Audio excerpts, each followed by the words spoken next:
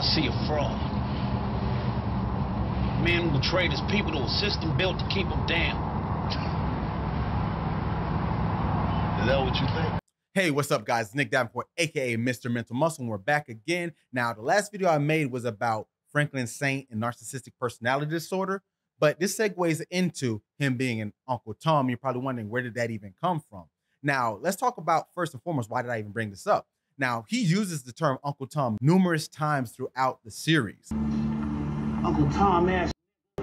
Now, for those who may not know the term Uncle Tom, I'll explain. It's usually used towards black people from other black people, but I've seen it used amongst white people towards black people, which is weird to me altogether. But basically to refer to someone who's kind of a sellout of the black race. It's been used against people like Kanye West, Brandon Tatum, or even Candace Owens. They're very popular YouTubers, musicians, obviously, that may have some more right-leaning politics and people don't like that, or they have some feelings, but that's usually when Uncle Tom comes about, when a black person is seen as a sellout or not true to their own community.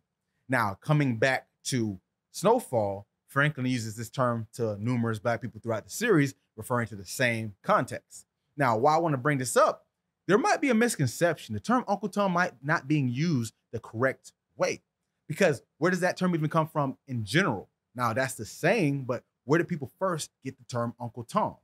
Actually comes from American literature. So there's a novel actually called Uncle Tom's Cabin, written by Harriet Beecher Stowe in 1852, which talks about numerous topics about the South and slavery and the actual family trying to get their freedom and their mistreatment due to their slave owners, thinking that even though they're kind of benevolent, that they're not as bad, but it's still slavery. And then some of the themes in the book, people refer to like demonstrating stereotypes of black people being docile and this easygoing. So that's why the term Uncle Tom became a negative thing, because it's making the light, I guess, of how bad slavery really was.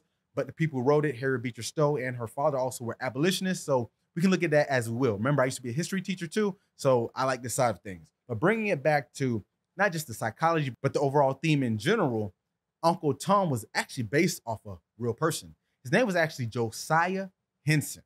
Now, his life may not be exactly like the book is, but he's said to be an inspiration for the character, and he lived between 1789 and 1883. And in his lifespan, he would be freed in 1830 and go up to what we now know as Ontario in Canada. He would even set up a settlement called the Dawn Institute up in Canada, and it would have over 500 black residents that would stay up there until slaves were free here in America, and a lot of them will come back, but he actually stayed up there until his death in 1883. But all this being said, that's a pretty positive influence on black people in American history, right? But you can see how the connotation gets misconstrued. And there's even literature that would combat Uncle Tom's Cabin to paint more of a picture and kind of skew the name and the reputation of the book, because people in the South weren't really happy about slaves being freed. So I guess that got lost in translation along the way. And eventually the term would just stick for any black person who goes against the community. And to this day, we still use it incorrectly, I think, because the Uncle Tom inspiration, Josiah Henson, actually was a helpful person in black people's freedom. So I think that should be changed. But getting back to Snowfall. So Uncle Tom, let's look at how we refer to people. Sellouts, not for the community, not for the people. Franklin used this term to people he thought were like that because they worked for the police or something like that. He called Andre and Uncle Tom. He called some other agents that were black. So you can see, if they had any authority working with the government, which is seen as the man, especially it took place in the early to mid 80s, and that means they were born in the 60s or so, give or take. You can see the time period, the civil rights movement, the Black Panthers. His dad was a Black Panther to fight the power. You can see how this could be an issue.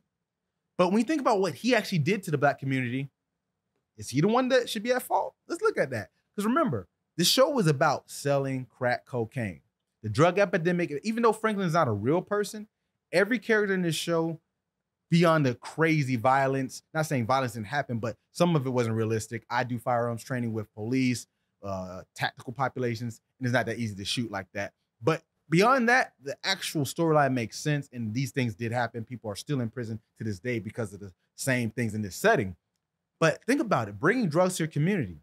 There's numerous times in this series that they hinted at, are you really the good guy here? Are you not hurting your community? You would see people smoking. Even Leon's wife, Wanda, would even get hooked, and that was his best friend's girl. And it's like the impact can come so close to home. And it's usually looked at as, well, I'm not making them do it, but you're the one supplying it. or the justification is, I don't bring him into the country. And you can see this show is centered around U.S. government's involvement in drug trafficking, which that is very much true.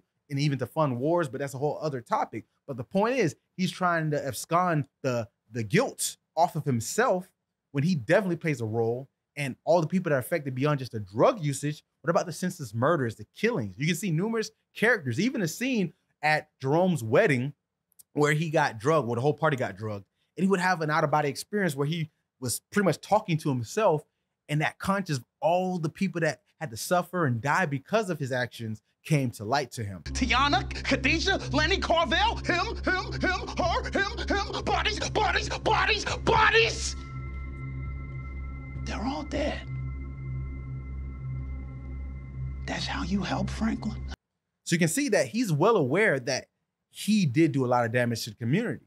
There's a lot of people to this day still doing the same things. And this is not to pass judgment and say it belittles people, but addiction, I worked in addiction centers, is not a great thing to deal with. Obviously, it ruins lives, but also physically, it kills people. But you can't say that you're for the community if this is what you're doing. So I think personally, if anyone's the Uncle Tom, it's Franklin Saint. And the crazy thing about all of it is getting to all of these things, getting people addicted to drugs, hard drugs that ruin communities. At the end, spoiler, this is a spoiler coming, so you ready for it? He became an alcoholic. The guy who was straight-laced, tried not to drink, his father was an alcoholic, ends up becoming alcoholic. And the crazy thing about it is he's not contributing to his community anymore. Yeah, he did some things when he was on top. But even when Leon came back and saw him like that, drunk, dirty, living in squalor, he didn't try to take advantage of his friend being in a position to help him. He shot it down. He literally said, I don't care, I'm living free. He doesn't have to worry about money anymore. He's just living day to day. And you even see his house get broken down. And that's crazy how that comes full circle, because you can't help your community if you're not well and doing good. So you can see how all that power, all the things he accomplished and did went for nothing. In the end, he didn't help the community. He only helped himself. He even threw his mom under the bus.